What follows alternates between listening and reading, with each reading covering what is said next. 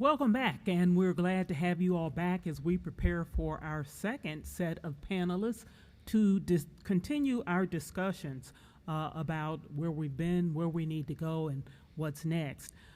Thank you all so much for joining us, and it's my pleasure now to introduce our next panelist, Dr. Kristi Dumas, who's the CEO and owner of Dumas Psychology Collective and the Brain Training Center. Kristi. Claudia Brend Woody, Vice President at IBM, stated this, quote, "Inclusivity means not just we're allowed to be there, but we are valued. I've always said, smart teams will do amazing things, but truly diverse teams will do the impossible." End quote. Awareness to action. What does this look like for a mental health provider and a licensed behavioral health center in Southern West Virginia? Diversity, equity, and inclusion is pertinent to the most optimal service delivery. As a Black woman, I know firsthand how important it is to sit down with someone who is either knowledgeable about the Black experience in America or at least open to learning what that might be. Cultural competence is critical in mental health to include at least a cursory knowledge of Appalachian culture. We have evolved as a company, making diversity, equity, and inclusion a primary goal. To do this, we have made some commitments. People don't want to hear about your commitment to DEI, they want to see it. Dumas Psychology Collective is committed to the betterment of not only our clients, but our entire community. We are active and we are visible in our community. We have initiated the Beckley Success Closet for folks who are entering the work field or they're transitioning and don't have the money to outfit themselves. They can come to our closet and get outfitted for free. Beckley Grows, a community garden where we're teaching children and adults that tomatoes and cucumbers don't come from McDonald's. Free women in business seminars, free parenting webinars during quarantine, and food giveaways. We made the commitment to be purposeful in our recruitment and very deliberate in our hiring process. Our interview deck contains questions and scenarios specific to treatment with diverse groups. Further, we challenge clinicians to be aware of their own biases and their own countertransference. In this, we hold all professionals to American psychological standards of service with diverse populations without wavering. We've made commitments to train and seek training for our mental health professionals, to include emphasis on individualized service plans that honor the cultural experiences of all of our clients. We have accomplished much to include inclusive branding, marketing, and public relations through our website and all of our social media platforms. We have successfully established ourselves as a philanthropic and very accessible, absolutely accessible entity. We have successfully recruited and are comprised of a staff where 90% of those employed fit a recognized minority category by the federal government. Very proud of that. We earned New River Gorge Development Authority Business of the Year and Beckley Pride's LGBTQ Pride in Business Award for our inclusive approach to mental health service delivery. But we still have work to do. We have work to do in early identification of mental health professionals with whom we can train before clinician fatigue sets in and before they start operating from a standpoint that is very slanted and biased. Advice for leaders in this mental health sector. Be cognizant that traditional psychological theories, testing, and interventions were not normed on diverse populations, particularly people of color. We must be mindful of the tools we use and whom we hire to facilitate them. You, leaders, are responsible for the person delivering service, and you must make sure that they clinically and professionally align with your mission. And make DEI your mission. These types of summits absolutely give me hope, as well as the willing participants who consume the information. And together, we can keep moving forward. Thank you. Kristi, thank you very much for energetically starting us off here in our second panel. And your comments about serving both clients and community really resonate with me, and I think we'll come back to that a lot in our discussion here this evening. It's my pleasure to introduce our next panelist representing government, and that is the Mayor of Charleston, Amy Goodwin. Mayor Goodwin. Thank you so much, Tom. Thank you, Kitty. So great to be here with everyone, including all of these amazing panelists. I just appreciate the opportunity to contribute today, but also to continue to listen and to learn. And also, as a nod to today's focus, moving awareness into action. I just thank Dr. Foster so much for providing us an opportunity in the first summit and the sessions that we had. I learned so much from those, and so thanks for allowing us to participate in those forums. And I'll first start by saying it certainly was a privilege, is a privilege, to be the very first female mayor here in the city of Charleston. And so to say that diversity and inclusion was immediately part of our mission is an understatement. Like so many women I know, and black women I know, continue, at least in government, to be the only people sitting around the table. I am, most of the time, in a lot of my meetings, am the only female sitting there. But I will say it was our mission, and I will say it's the first thing that we focused on before we got here. And when I say got here into city government, I've only been mayor for 2.5 years. We hired a team because I do believe that leadership is where you need to have your greatest and most diverse base. We hired the most diverse and the youngest administration ever in the history of the city of Charleston. So while I'm very proud of that, boy, I learned very quickly that was just a teeny tiny step forward. It was a good step, but it was a very small step.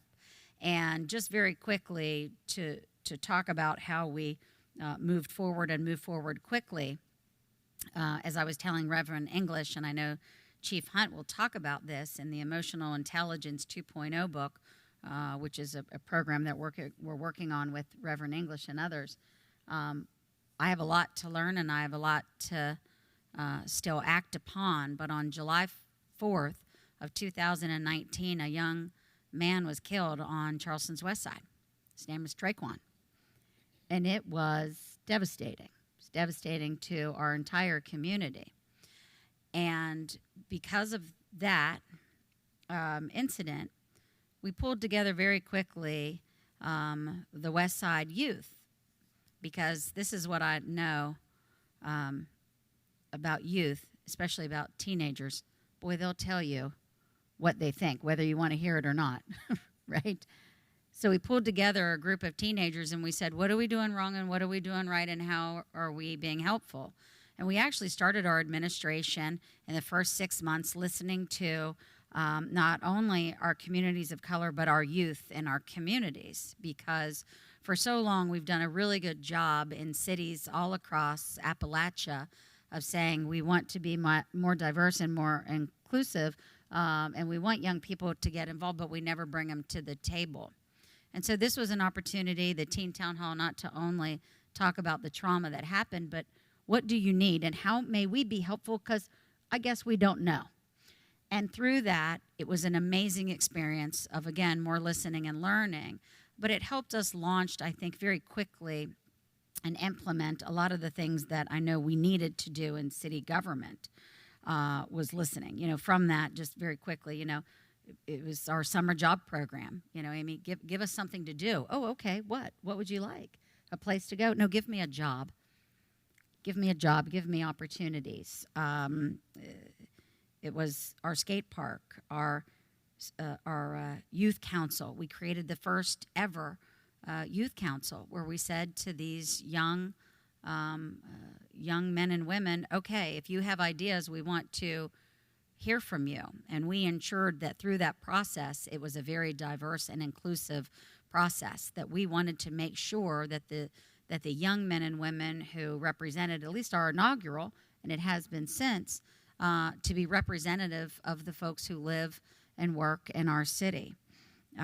Kristi Elliott talked a little bit about our small business program. We also recognized very clearly we were not doing a good job of making sure we were reaching out to minority and women-owned businesses, and the lack of capital that is helped, that the lack of capital that women need to start their businesses. So we started a small business program as well. C-Corps is another initiative that we started, and it stands for Charleston's Council on Outreach and Empowerment. And those meetings that we've had, in particular in our communities of color, have been, just quite frankly, Tom and Kitty, really hard discussions to have of things that we've done wrong, things that we've done right, and ways that we can improve. A lot of it focused on our relationship our community has with our police officers and our youth. And so that was a really important but super challenging conversations to have. I know we're going to talk a little bit about that as well. Also, knowing quite clearly that, you know, people who have convictions, and recognizing that a large, disproportionate folks who are in and have served a crime or done a crime or been convicted of a crime come from our black population, we banned the box because we just felt we were one of the only cities to do it, but we did it with gusto because we want to make sure that we're giving members of our community, our families, and our friends the opportunity to work with us.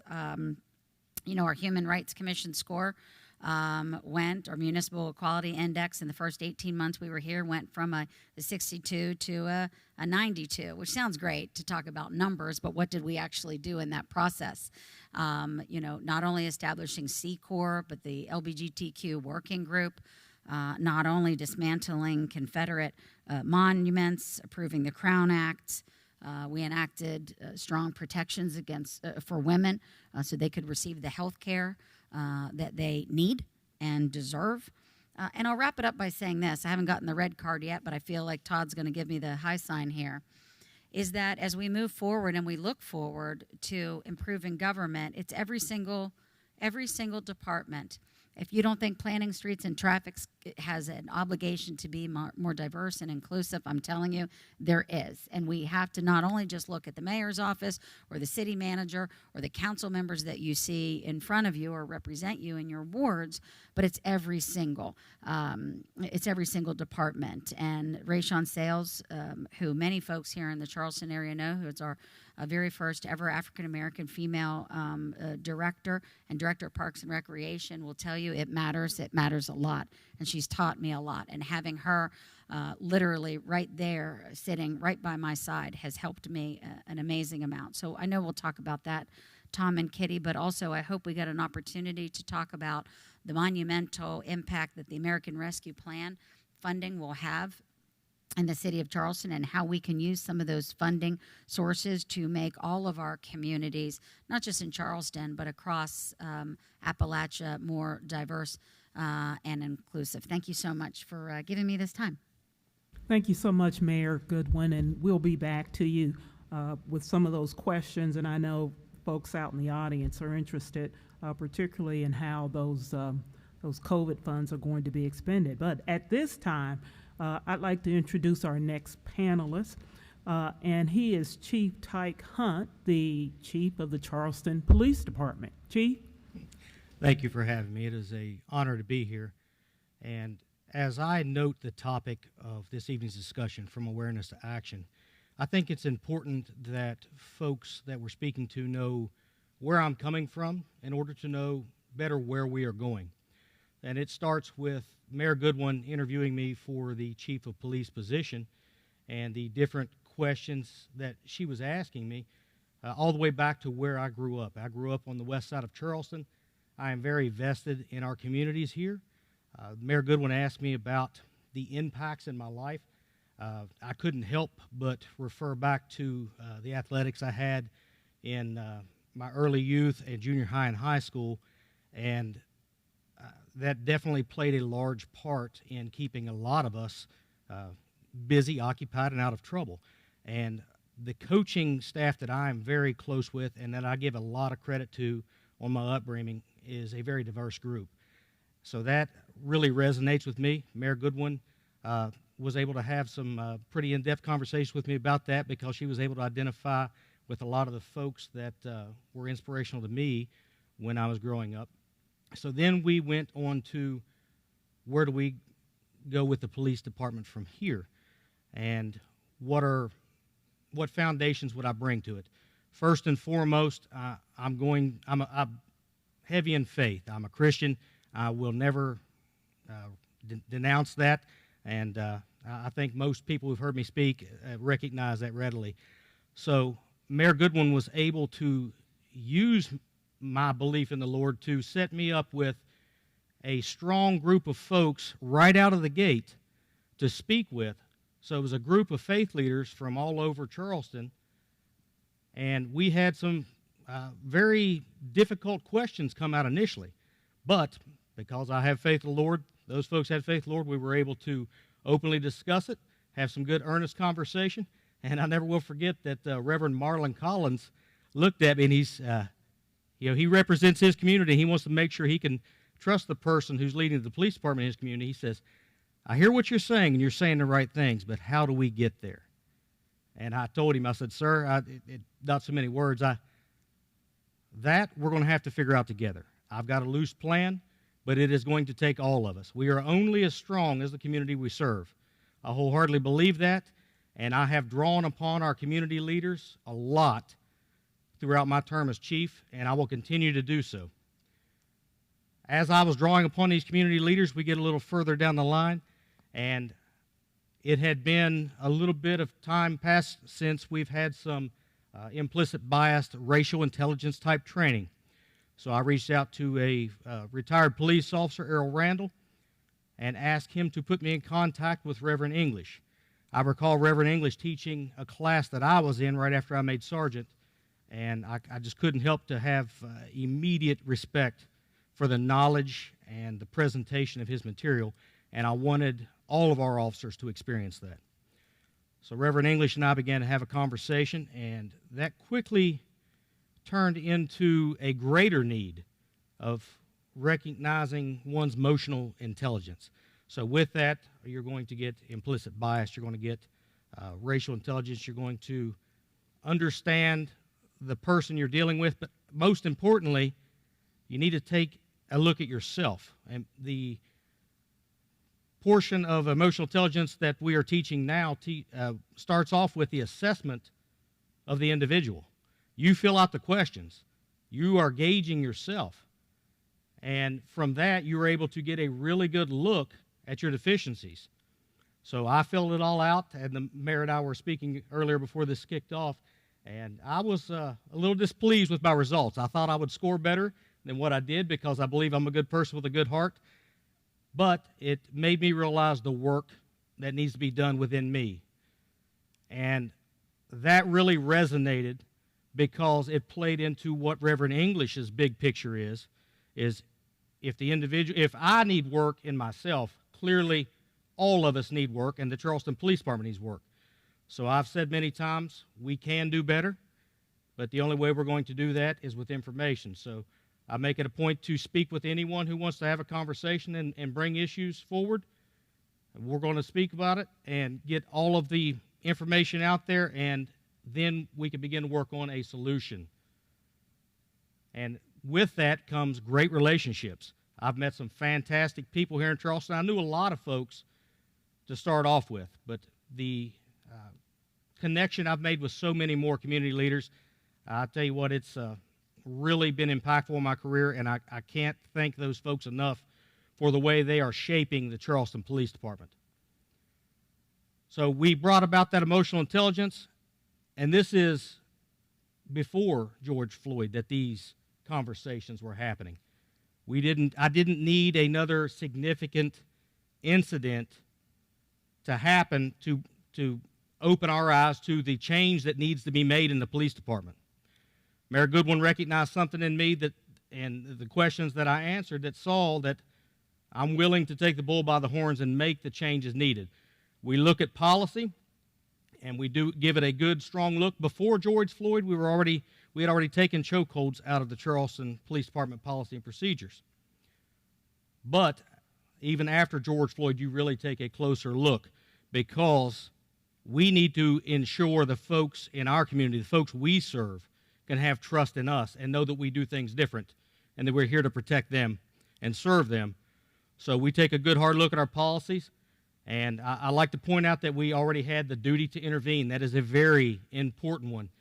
And I saw in one of the questions that were laid out of what message would you leave with other leaders in your area. So for all law enforcement leaders, I ask you out there to take a good hard look at that one, because if we're not policing ourselves, I don't believe we're going to be fit to enforce the law.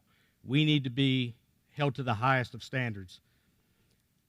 So that policy was there, and then I saw another one that it was not a chokehold, but it did put an officer in position to have pressure around the neck.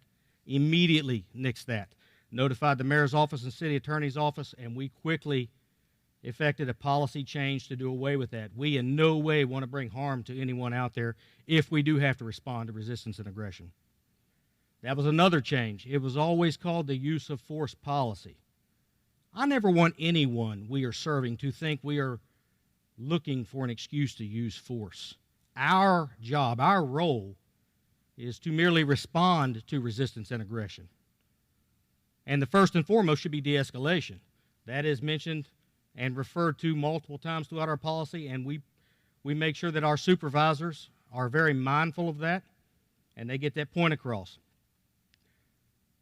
Another thing that we have done at the Charleston Police Department is Deputy Chief Dempsey and I took a different approach to discipline.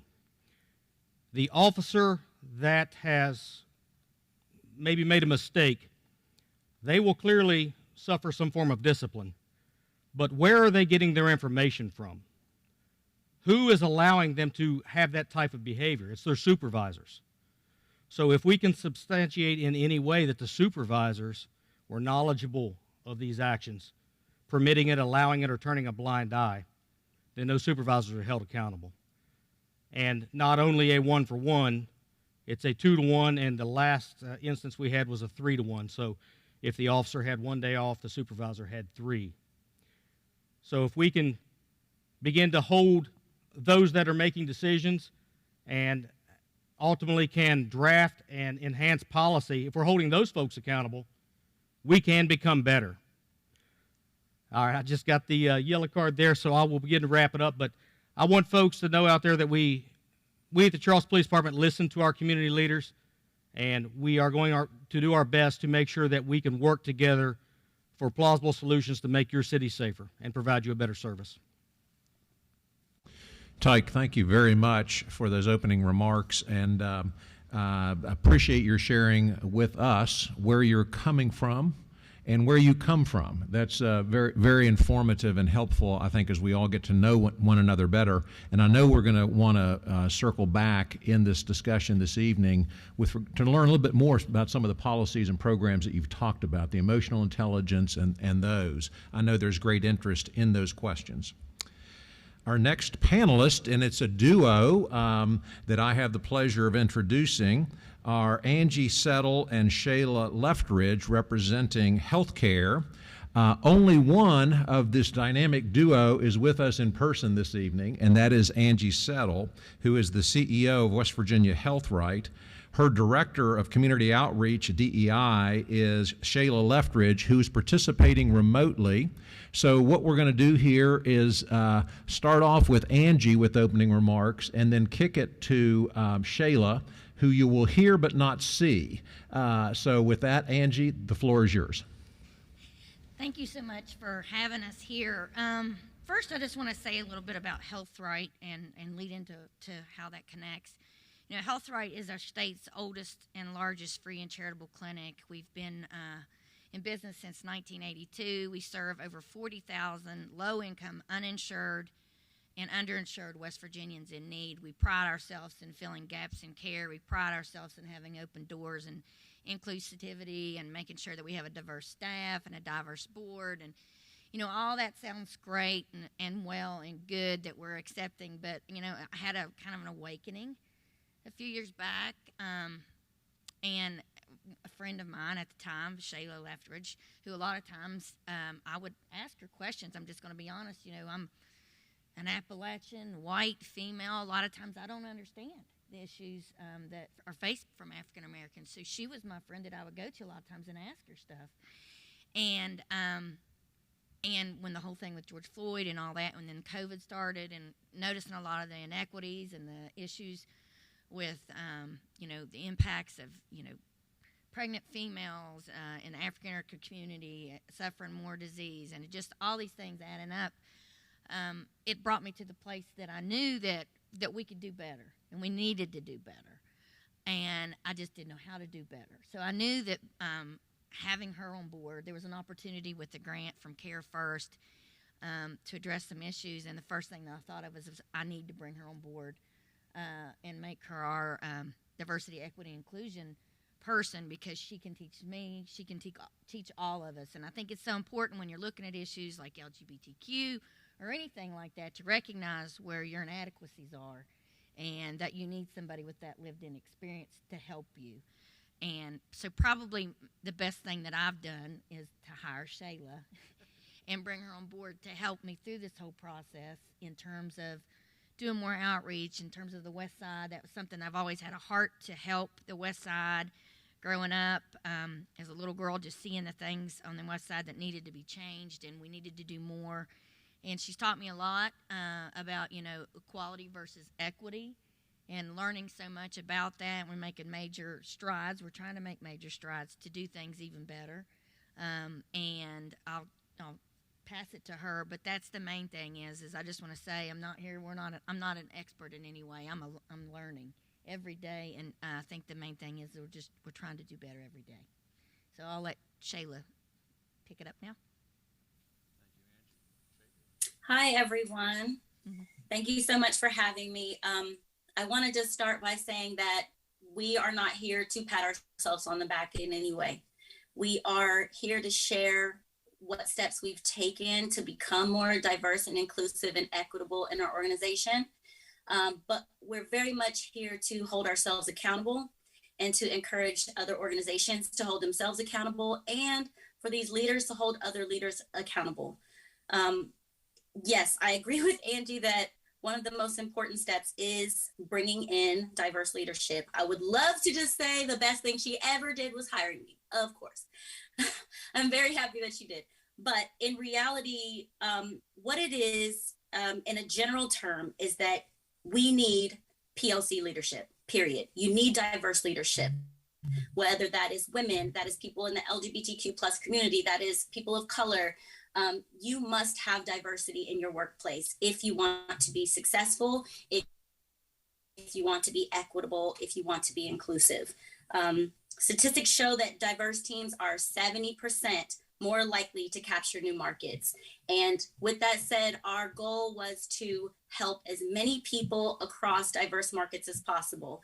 And we were able to begin that process with opening a clinic on the West Side. And that is because Angie was not only willing to hire Black leadership specifically, but the key to hiring them is not to make them token Black people or token, whatever term or inclusive people you want to call them.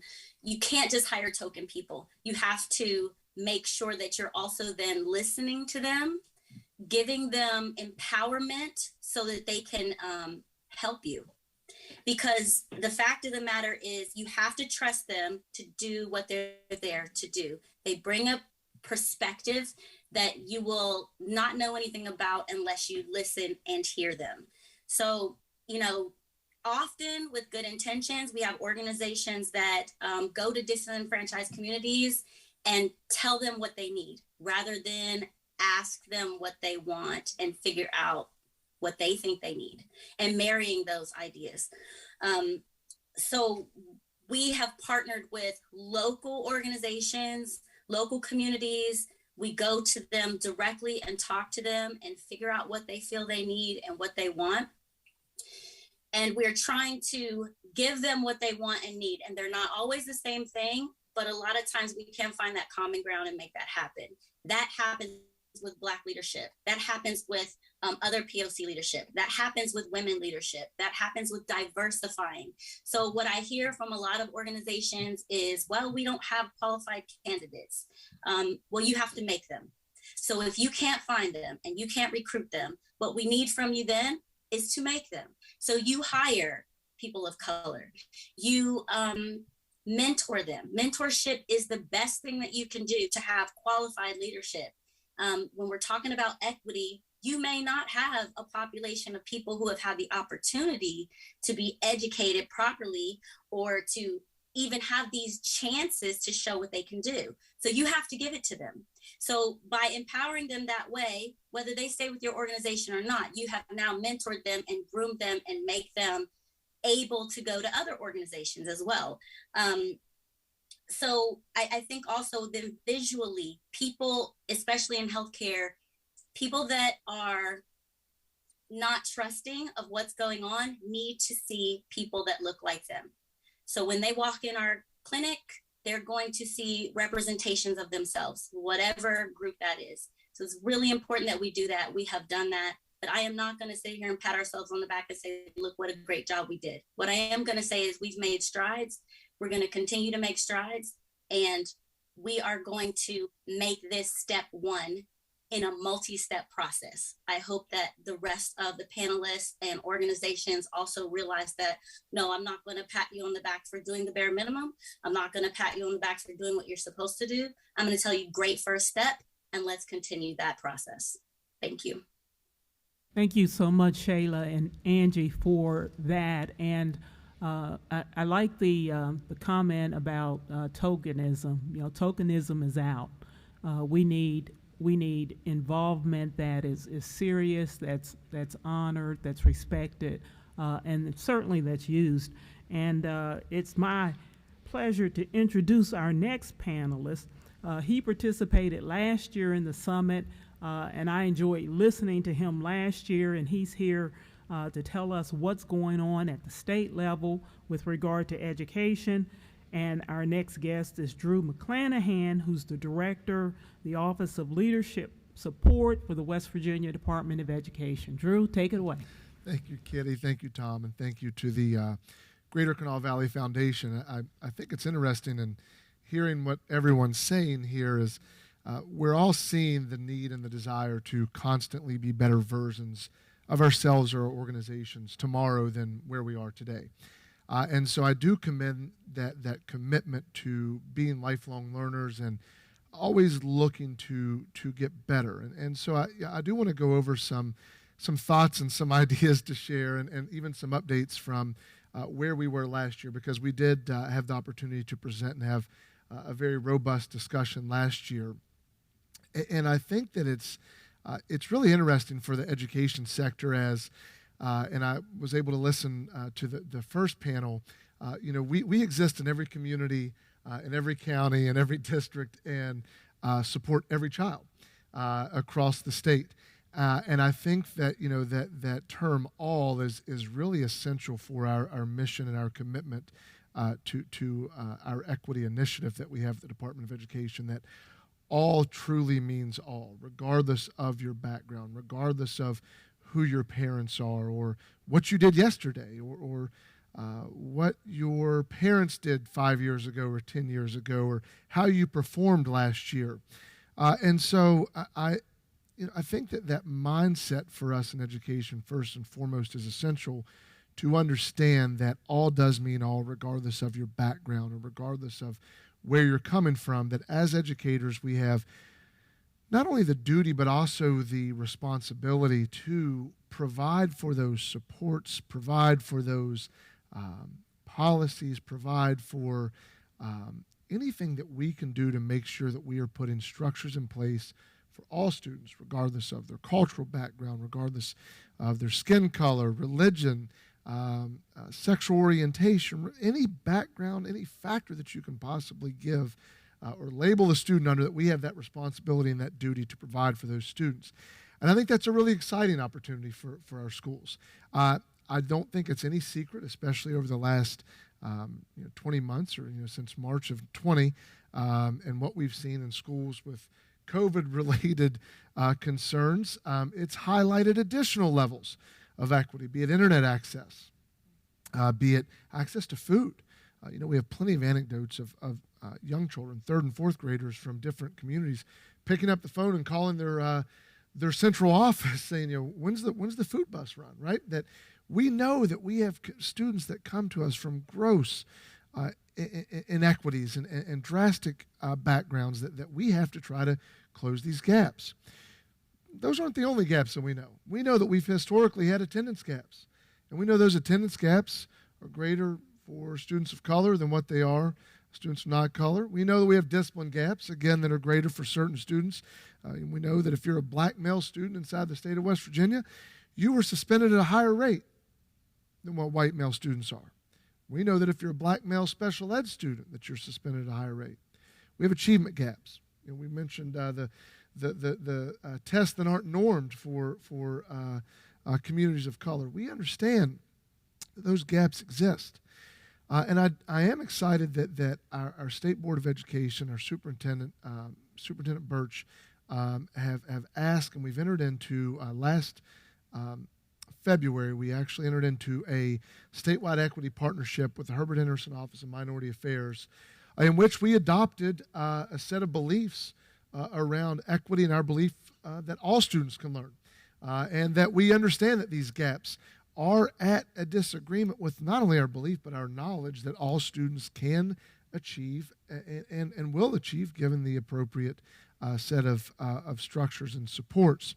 And so, to report out, this call to action over the last year, I certainly am happy to announce that the partnership with HOMA, with that, we have gone out to the extent that we've been able to get out a little bit more this year. We have done presentations and trainings with districts, a district-wide, school level, even down to counselors of particular districts.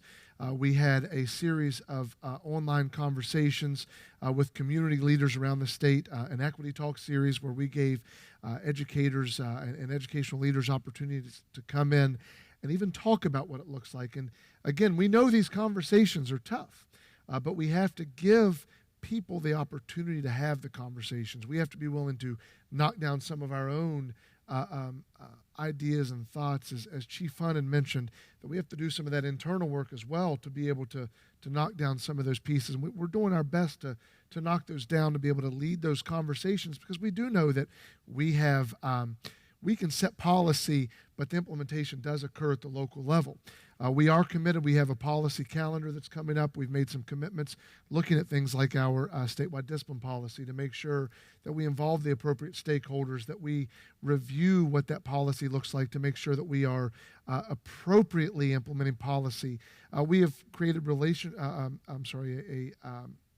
a student based relationship office, expanded our communities and schools office, as well as expansion from CTE, and to pair with the previous panel, really looking at the expansion of opportunities for all students into career and technical education as well, to make school meaningful is something that we are truly doing our best and committed to. And so, I will say, I'll end with a quote instead of starting with one.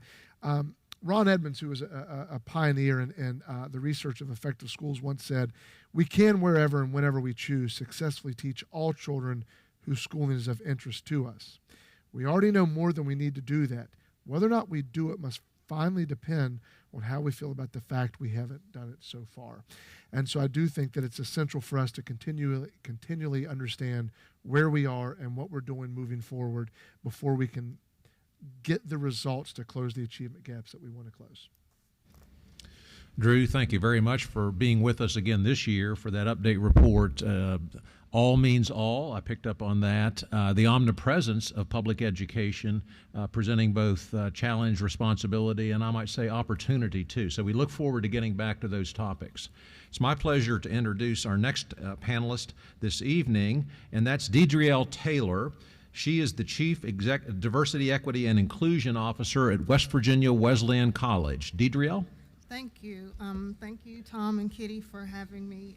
I'm excited to be a part of this panelist. As you said, I'm the Chief Diversity, Equity, and Inclusion Officer at West Virginia Wesleyan, and I have the honor of being the first. I've been in this position since February of this year, and when I interviewed for the job, I didn't know that I would be the first.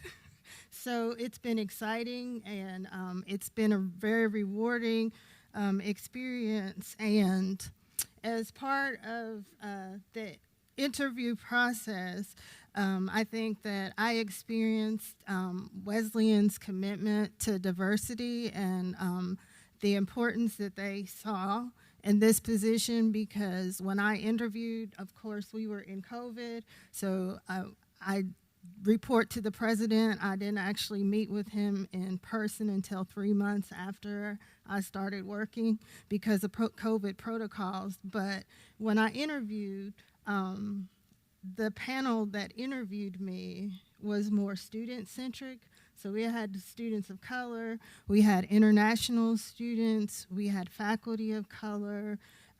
They had people all across the campus, and so that was a really unique experience. And the thing that I liked was that the students weren't on there just to say they had students on there. Like, the students had, based on the people that were on the panel, the students had the majority vote of who was going to fulfill that position at the institution, and they were committed to the process.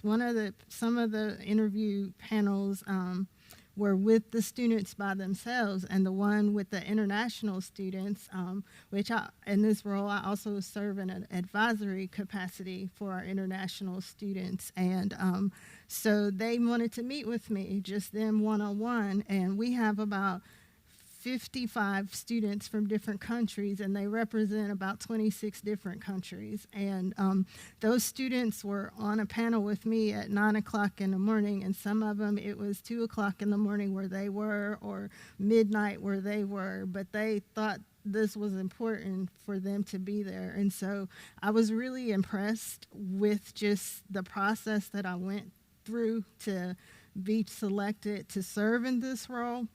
And I think that in the 6 or 7 or 8 months that I've been there, I've seen Wesleyan's commitment to embrace diversity, equity, inclusion in many different ways.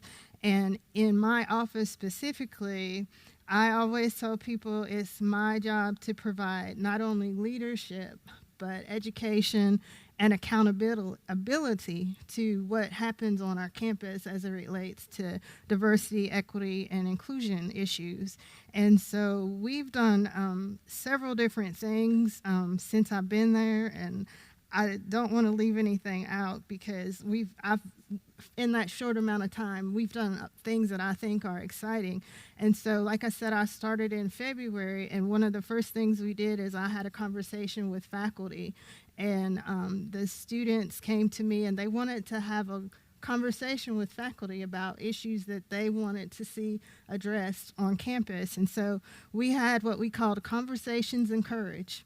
And so, as a part of those conversations, we had three conversations: one with our students of color, one with our queer students, and then we also did a student-led and student-driven conversation where I was kind of their support, their cheerleader, with the AAPI students. And they wanted to, they're a very small population. There were about 5 students that served on that panel, but they wanted to address issues and concerns that they had and shared some things that they've had to address in the community because of the being AAPI.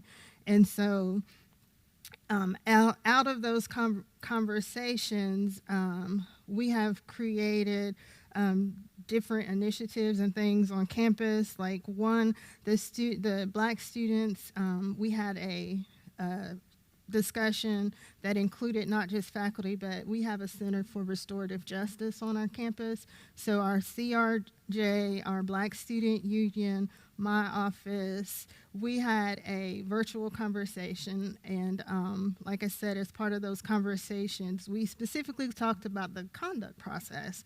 And a lot of the students felt that as Black students on that campus, that the process was more punitive to them than it was to other students. So we partnered with the Center for Restorative Justice, and my office and the CRJ are working with Campus Life and Student Development to come up with a process that doesn't feel as punitive to our students.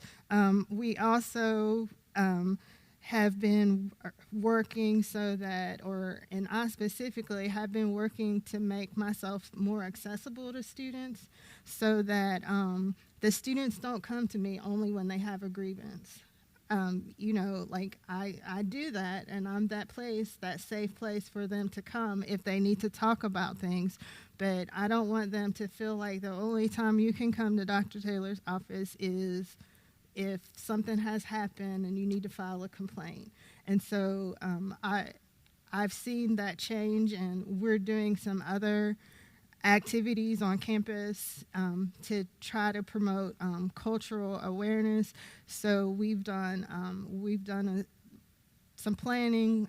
Me, the Black Student Union, our International Student Organization, and PRISM, which is our Gay Straight Alliance, we've done some planning, and we're going to do some conversations called Let's Talk. And so the first one that happened, there's a student organization on campus called We Lead, and they focus on gender equity, food insecurity, just whatever those students are passionate about. So the gender equality group did the Let's Talk with our Center for Community Engagement, and they did Let's Talk pronouns with our PRISM students. And that was a very insightful conversation, and I think it was appreciated because the students were able to ask questions in a safe place, to understand why people use different pronouns. If you're probably in my generation, you grew up that they and them, there and them means more than one person. So, they ask questions. Why do students that identify they and them as their pronouns, why do they use that? They were even able to ask questions about gender identity and things like that. And that is also one of the things that I forgot to mention that we've done is we actually have implemented residential and housing on campus that is gender inclusive, so that students can identify however and select their roommates and live in that housing, and it's gender inclusive. And it was a result of the talks that we had, the conversations encouraged, because our queer students wanted a safe place on campus, a place that they could be with people that they could identify and understood how they felt. Todd is telling me I don't have it. Thank you so much, Dedriell, for those comments. Excuse me. What I think is interesting about this panel is that it's diverse, maybe a little more diverse than the panel previously, and I think we're probably going to have a little more specific questions for the panelists, and so a question may not apply to everyone who's here, but as I look around, aside from housing, when we look at the social determinants of health, we have education, we have health care, and then we have essentially the government in terms of the needs of the people and the individuals that we're trying to address. And one of the things that I think I heard Kristi mention was culture, and how cultures can be different in terms of how organizations deal with people. So if we're talking about African Americans or other insular minorities, I think the question that I have out the gate is, what work are we doing within the city to address those cultural differences and address the needs of those people, whether it be in housing, community, policing, so that we're being the most effective at serving that community. Understood, Mayor and Chief? You want to take that on? You can go ahead. From the police department's perspective, I like to look at the individual community that has raised a concern or that we need to address the problems in. I never like to see West Virginia as a whole, those statistics or those census facts drafted down to just Charleston. Charleston is probably the best melting pot of all races, religions, and types of persons and beliefs in all of West Virginia. It is very specific to the confines of our city limits. So I like to look at Charleston's data there. I'm a very data-driven person. I like to look at the numbers to see how better to help people. When I look at the numbers, I begin to recognize some patterns, recognize some deficiencies, and there is where we can really get some work done. So with that, I like to not only look at Charleston, but if it comes to a particular community on the east end or the west side, that is specific. I can't take an east end community and compare it to west side issues or what they may need or expect from law enforcement. So it's important to know the folks in your community, understand their needs, and also develop that relationship where we can have open communication to where those needs and issues are brought forth and easily talked about with any type of discomfort. Can you give us some examples of maybe something that you've done to address those cultural differences since you've been chief? I looking at the community leaders specific to the neighborhoods that have some of the biggest problems in Charleston. So I will go into those areas, and whether it's through community watch leaders, through the faith leaders that I've spoke of earlier, and I will listen to them directly. I've been several times to the churches directly in those neighborhoods, because then, I get to use the good Lord as our vessel to open our ears and open our eyes to see and hear each other more plainly and just get to know one another. So just getting out into the community is the biggest step that we've taken. When I first came into office, I did an all-call with our police officers. It was the first time in Charleston police history that every police officer was under the same roof, in the room at the same time to hear the same message. And that message was very simple, that we are going to treat everyone in this city fairly. We are going to hold ourselves to a much higher standard, and we're going to get out of the cars. You can't police anywhere, and I say police, that's a very negative term.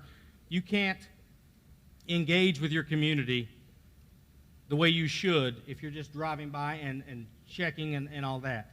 That's why I really disliked COVID, because it took away the personal side of it. I like our officers getting out of the cars and getting to know people. When I went to Pastor Lloyd Hill's church in North Charleston, he come to me and we were having these types of conversations. He said, what I think would be helpful is if your officers have to go out and, through a non-police related matter, introduce themselves, get to know somebody. I thought that was a fantastic idea, so I put it into our training program. Every one of our new officers in the field training program, on a daily basis, now this is call volume specific here, but on most days they can do it, have to go out on a non-dispatch call on their own, find a person in the community that they have never met before, introduce themselves, and develop some type of rapport. Get to know the folks in your community, the folks you're providing a service to. It is through that trust and that mutual relationship that we're going to be able to make a difference. Mayor? So one thing that I learned quite clearly, actually learned in the campaign, not in office, was the only and the best way I know how to, and I think I'm addressing your question, what are we doing to understand and address the cultural differences in the 33 square miles in which we call our city, is actually door to door. It's door to door. In the campaign, I walked to 11,217 doors to talk to people. I think that, you know, we're really good. We're also really good at hosting town halls. We're really good at hosting community meetings. And I'm not saying that those are easy, because we certainly have difficult conversations in those. But people, as somebody said, I think maybe even in an earlier panel, maybe it was Ellen, who said, I think that people are most honest with you when you are on their front porch, on their turf, in your living room. So for me, as a mayor, the thing that I have learned is to really understand and to really make a significant difference in understanding and then implementing and narrowing those cultural differences, or an understanding of the cultural differences. And what we need to do is actually door to door. So we did a couple quick things. As we started the Charleston Walks program, which was we would walk door to door. So as mayor, I took what I learned in the campaign into office. So it is a requirement. Of course, COVID stopped us for a little bit, but we went in and talked to family members for hours every week. We also started doing Charleston calls instead of Charleston walks during COVID, just to keep connected with our community as well. So it starts with us listening and learning and opening it up, but most important, as we begin to dig down, Kitty, in the conversation of those are great things to know, but what do we need to do to support those cultural differences? How do we spend the money in the areas in which we need to either enhance those cultural needs of our communities? And do you want to answer that, Mayor? Say it again. You can answer that question. How we spend the money and what we do? Yes. Well, I'll tell you exactly how. Well, I'll tell you what we did. Was we did exactly the same thing. We took a model. It's actually from a small city in California. We looked at what they were doing and listening and learning with their ARP monies, and we hosted 5 town hall meetings. And with those five town hall meetings, in addition to those 5 different town hall meetings in different areas of the city, we also took 4,000 text, emails, calls about what you want. You in 25311, you in 25304, you in 25314, zip codes all across the city, right? What are needed? What are the things that you need and that you want to see in your community? So we actually started there, and we put together a plan of action, and 2 weeks ago, we unveiled that to the community, talking about, or at least representing back to the community what they gave to us of what they wanted to see with their money in their community. So we started, again, back to, I would say boots on the ground, but it was boots on the ground. Okay. All right, I'll pass it to Tom, and we can move forward. Thank you, Kitty. Thank you, Mayor and Chief, for those comments and all that information. It's very important and very informative.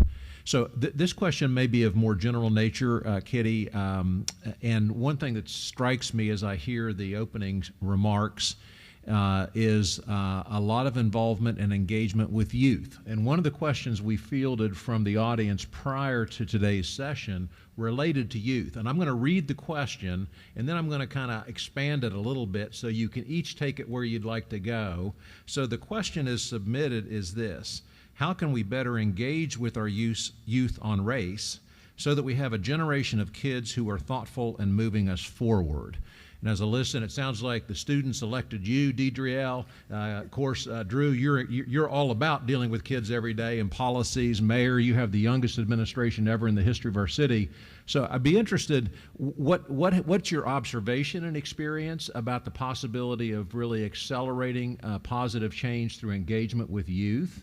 What have we learned from the sort of things that we've done? And maybe what are kind of, maybe that's not the whole picture. What else do we need to wrap around engagement with youth? But the whole issue of engagement with youth and how that might propel us forward. Anyone? Kristi, I'm looking at you. You want to take a stab at this? Well, I'll take the first stab. I will say that it is my experience in dealing with youth, both in the community and in my practice, is that the youth don't have an issue with addressing race. It is the adults that are around them that have the issue with addressing race and who actively avoid doing so. I don't see the young people as having an issue with that, but where the problem comes in is that folks who have authority over them seem to be disengaged, poorly informed, and not well trained. And so I think that even though we want to jump in with the youth, what we have to start with are the people that have supervision over them who seem to not be able to guide them in a way that their conversation about race and DEI concepts seems healthy and forward moving. And so I think that while we look at the youth, we have to think about the adults that are around them. Thank you very much, Chris. And do you think youth can be a portal to that engagement? Is that implicit in what you're saying? I think youth can be a portal to that. And I think there are lots of things that we can learn from youth about race and their ability to really be amenable with each other and around each other. So I think that there is a lot to learn from our youth and their perspective on race. Thank you. Mayor, you were leaning forward. Well, the only thing I'll say is from a government perspective, and again, you have a youth council, great, okay. These are students that are between 8th and 12th grade, right?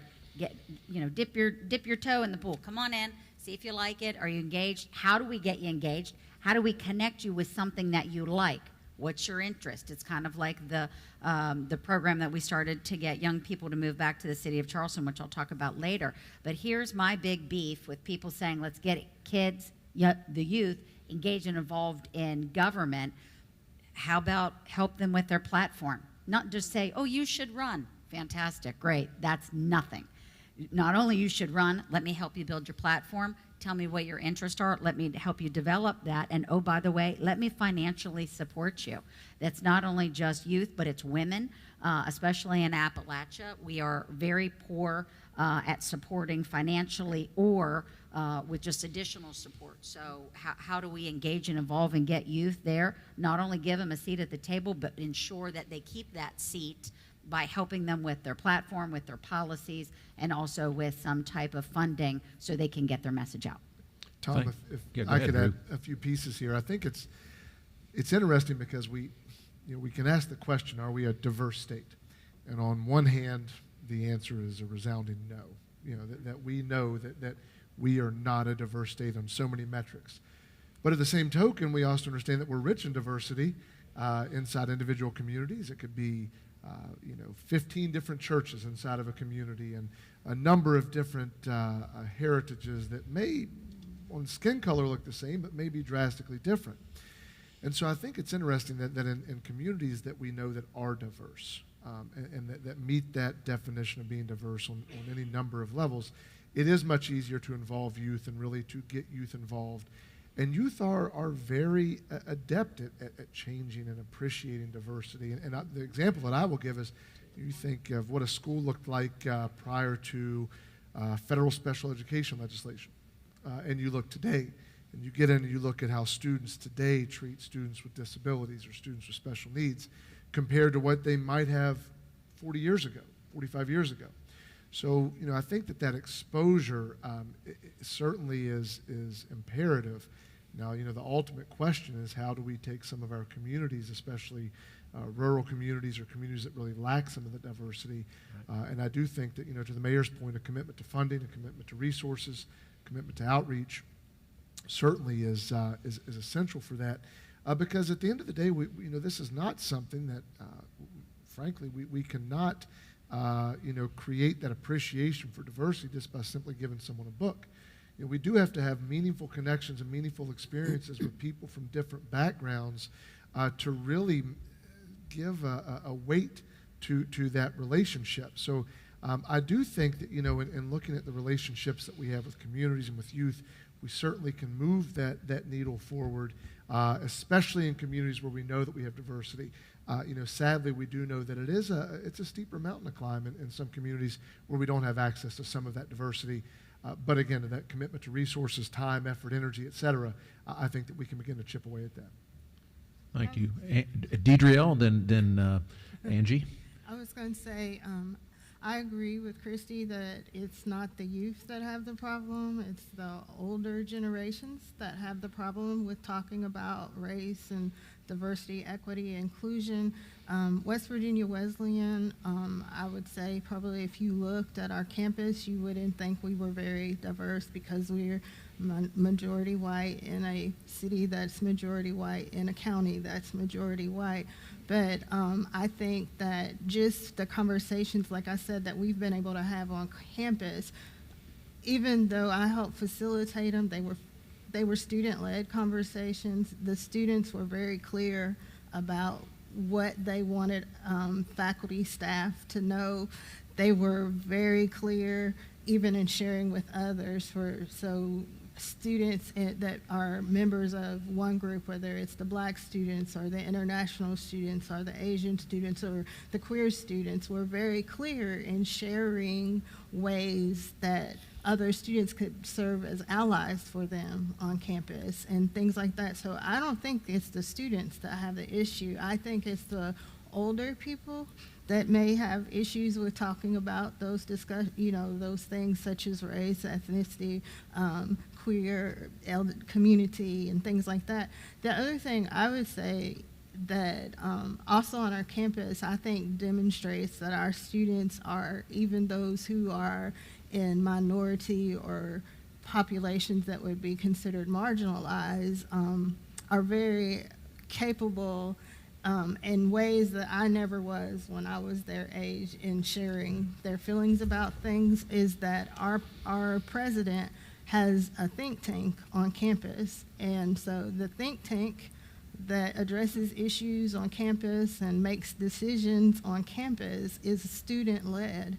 And even though we're not a very diverse campus, the president of the think tank is a Black woman on campus who is also a biochemistry and biology major. And so, the students are doing amazing things. I think sometimes we just need to catch up to where they are. Thanks, Dedriell. Angie, your thoughts? Yeah, I would agree with what you ladies have said. I mean, when you look at things like racism, that's definitely a learned behavior. Children are not born that way, and they're generally loving. I think, Health Right, we typically see adults.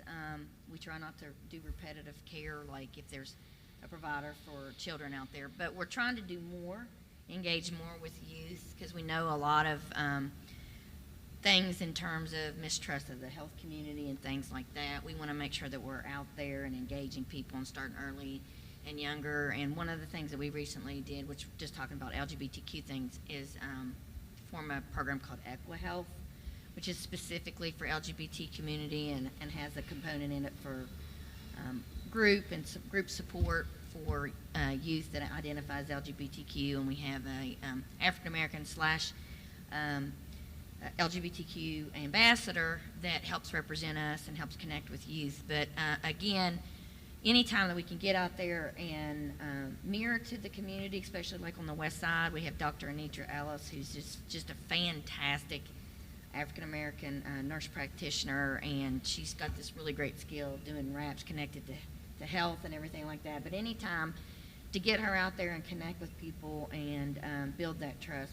We want to do that. Thanks, Angie. Kitty, can I take one more minute? And then Sure. I'll cede the rest to you. Sure. Okay. So, Mayor, you mentioned the Charleston Roots. I think you were going to refer to that. That's Charleston's program of attraction and retention. And I just, maybe if that's appropriate here, just to get a little bit of color on that. Yeah, it totally is, and it's Kristi was saying it, and Dr. Taylor was saying it. It's our youth that we're interviewing that want to move back to the city of Charleston, right? I grew up here, but my parents moved away, or I now remote work out of D.C., and gosh, gee whiz, it'd be nice to actually not spend my entire paycheck on rent or that kind of thing. When we interview these young folks, that is one of the, if it's not the first question, it's the second question that they've been asking us: how inclusive and diverse has Charleston become? That is a conversation, and those of us who are interviewing, like, well, you ask us what do you want? What are you asking to have? Those are the questions that they're asking, and it is a requirement to move here or not, depending upon, for a lot of the applicants that we've had, and gosh, we've had over 125 plus now across the board. Those are the questions. The older the candidate, the less those questions are necessarily asked but maybe in a more awkward or weird way, I guess I don't know how else to say it, but not our youth. It's a requirement, and it is a demand to know, just like today, what are you doing? How are you doing it? Where are you spending your money? And what resources can I connect with when I get there, if I get back there, if I'm selected? So it's really interesting to hear. But Tom, that is it has very little to do with the $5,000, which is the incentive to move back, right? Because it's hard, especially when you're young. It's the U-Haul back. It's the first month's rent. It's your first month's rent, and it's your utilities and getting connected. Well, that's an important part of the conversation. It has never been an extended part of the conversation. It is, what do you have for me? Meaning, there was a young man who we interviewed, and he said, I was really close with members of my synagogue here. What do you have? Do you have a really tight Jewish community? Can I get a name and a number of the folks who run the synagogue? And so it was those community connections that were very important to each and every one of the candidates. So thanks for allowing me to share that, Tom. And thanks for sharing that very much. We appreciate it, Mayor. Kitty. All right, thank you, Tom. I really wanted to follow up on this issue too, because what I heard Kristi say is that when you talk about issues of race, it's an issue of training, and then there are some people who are not well informed. And we have this discussion generally about the history of racism in America, how that continues to impact where we are today. We've seen the work of Hannah Nicole Jones, who spoke last year in the 1619 Project, and we talk about the education of our youth. And I think it's really extremely important that they understand the history of this country, not necessarily the indoctrination that I had as a youth many, many years ago, but that there's another history that has not yet been told. And I think that's what you were speaking about when you said that folks were uninformed. And today we see this movement that, in my view, attempts to suppress history by putting a tag on it. But how do we overcome those current pressures in order, Drew, through education and the standards that our students are taught, for them to learn the full, rich history of America with all its blemishes? So first of all, let me say, while I love Kanawha and Charleston, shout out to Raleigh County, Beckley, West Virginia, which, by the way, is probably the most diverse city that we have in this state. I'm very proud of that. I think it always has been. Well, McDowell first, and then now it's, I believe, Beckley. Now it's Beckley. And so we're proud of the work that we are doing there as well. And one of the things that I think that we are keenly aware of not just in Raleigh County, but it has to be across the board, is looking at our curriculum, looking at what our children are absorbing, and making sure that we are on the right side of history in teaching our children not just West Virginia history and what that looks like, but American history. Like you said, with all of its flaws and with all of its blemishes. It's startling to me to meet children in West Virginia who don't know about the Tuskegee Airmen, who have no idea about the syphilis experiment, who don't understand why right now the little black child's parents are so adamantly opposed to the vaccine. We don't do our due diligence in making sure that all of our children understand the ramifications of history and why, if we don't address it and teach about it, that we'll be condemned to repeat it. And we're seeing that right now. We're seeing a lot of the negative effects of long history of keeping parts of what has happened in American history suppressed. And so now we have a bunch of uninformed people. I give and use the example all the time. I'm from California. And my mother is here visiting from California right now. And we have had these conversations about the COVID vaccine. She is fully vaccinated, already has her booster, got it before I did.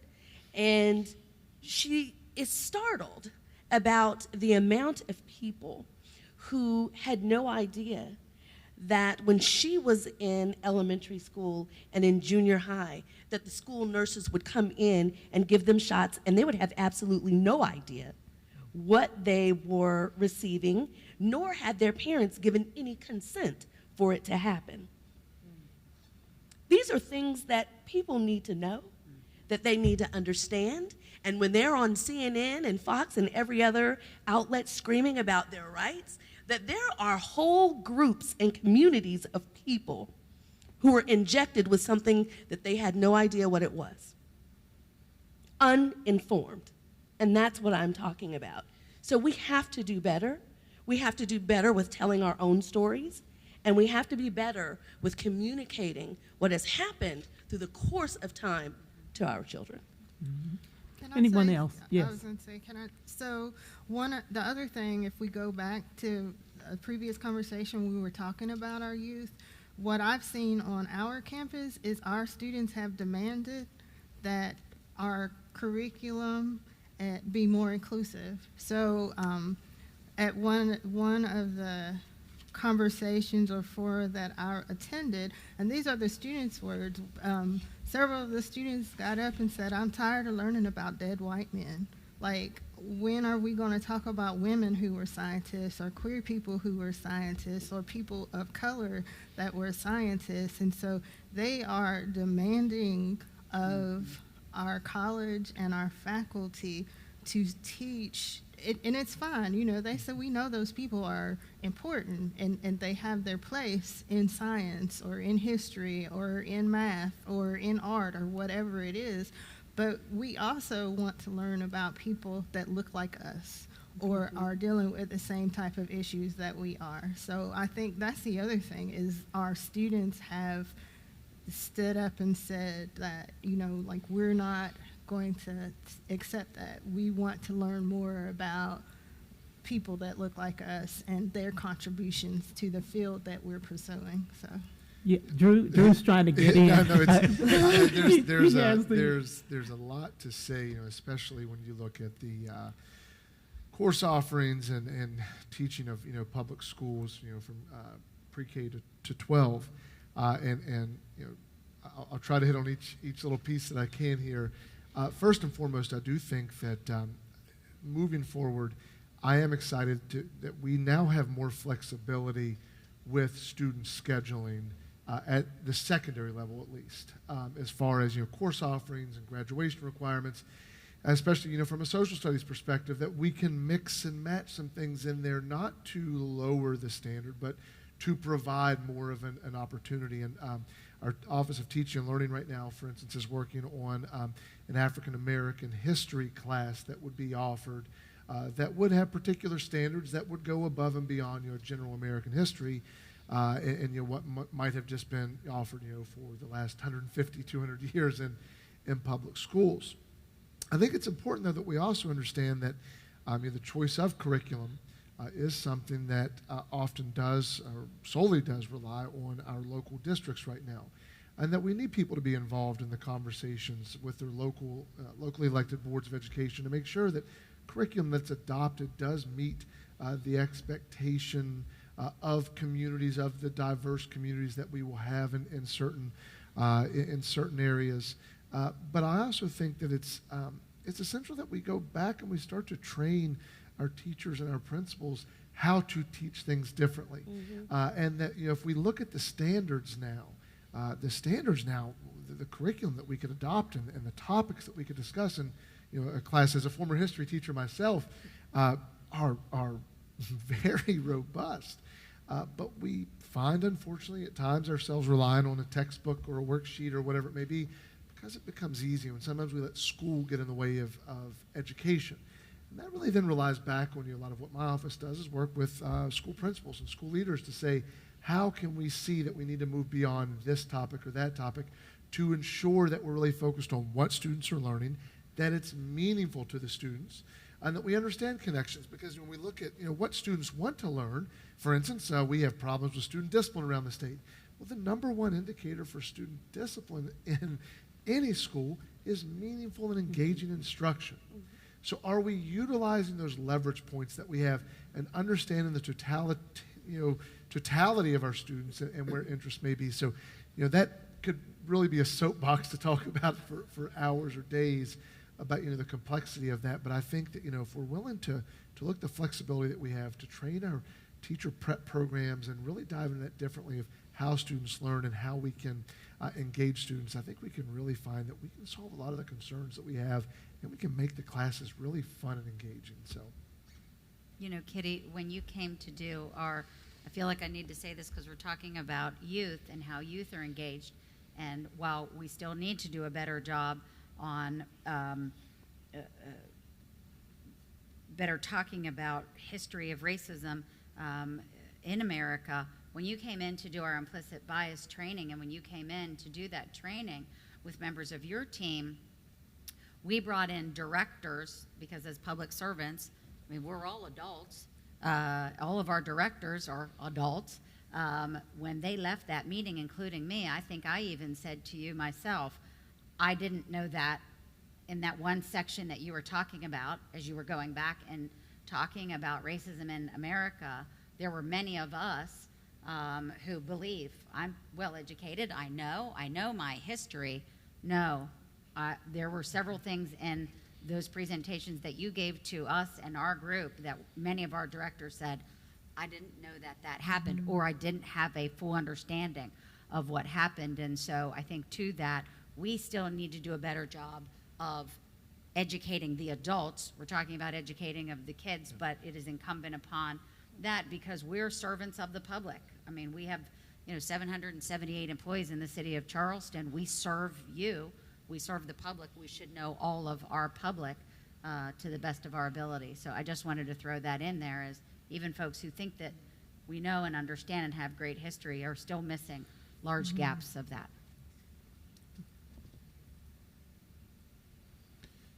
Do we have time for one more? I'm looking to Todd. He's nodding affirmatively. So, He's getting ready. So one question that has come up, and this might be a good place to close the discussion here this evening, is let me read the question, and two questions. They're kind of connected. After the Black Lives Matter movement, is the situation any better? And then another related question is, how do we measure progress, or how should we measure progress? So just your own perspective, are things getting better, and how would you measure progress? How should we? Kristi?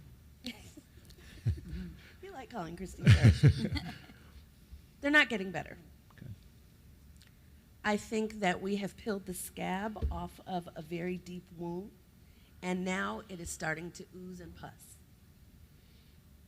I think people have become more emboldened And I don't think that things have gotten worse.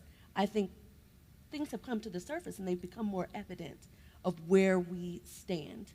And there is still a lot of work to do. Thank you very much. Mayor? I agree. Okay. I don't mean to be flip or short about it, but I agree. I mean, I think that it also, we seem to have lost a lot of even our compassion to even having conversations. Mm-hmm. I think we've lost that to be even respectful and having a conversation. I think we're getting maybe a little bit better of saying, you know, as we like to say to my husband and I like to say to our kids, if you don't know the answer, it's totally fine to say, I have no idea. I don't know. Ready? I don't know. Raise your hand. Ask the question. I don't know. Now we have come to a place that even raising your hand to ask that question, even as a 50-year-old woman, you worry about it as well, because I am so worried, as I was saying earlier today to an incident that happened. We have become really shattered as a community. Not just broken, but kind of shattered, right? It's easy to pick up broken pieces. It's super hard to pick up shattered pieces. And how do you do that? You have to do it. But maybe when something's shattered, you actually just have to start all over again. You can't pick up something that's completely shattered, but there's only one way to do that, and then that's start over from the beginning.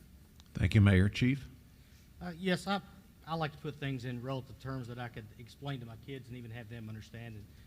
I would look at it as striking a match, and over time the temperature is just going to increase, and George Floyd was just, that excessive amount of heat to bring everything to a boiling point.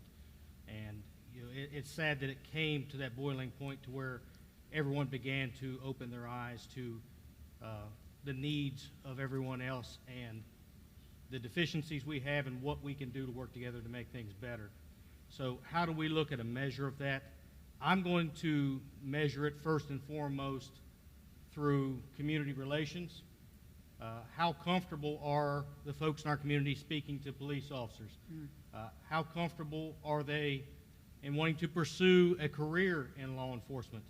And we've definitely got a lot of work to do there. With that being said, we are testing on October 30th. Come on out at 8 a.m. at the Civic Center, and you have a chance to make a difference. Now, also, I'm going to look at a degree of measure with crime, because when you have a good relationship with the folks in the community that you serve, there's going to be more communication, more give and take. There's going to be folks who wouldn't otherwise come forward with information. They are going to take more pride and stake in the area in which they live. You as the officer, for the folks you serve, you're going to have that relationship. You're going to care more about that neighborhood. And with that, we're going to begin to see improvements. That is how I measure, not through numbers or anything like that. It is purely relationship and bettering someone's lives. Thank you, Chief. Let's go down to this side. Angie. I'm just going to be honest. I don't think I'm in a position really to say if it's better. I would have to lean on people from the African American community.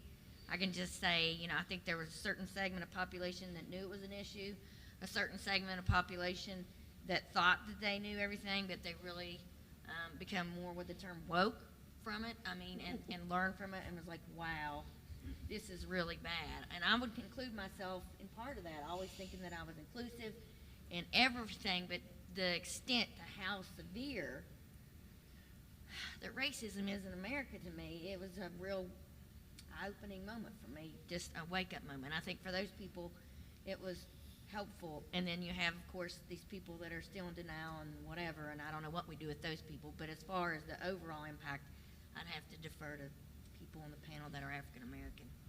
Thank you. Very fair enough, for sure. Drew. I hope I sound like the eternal optimist here. I hope we've gotten better.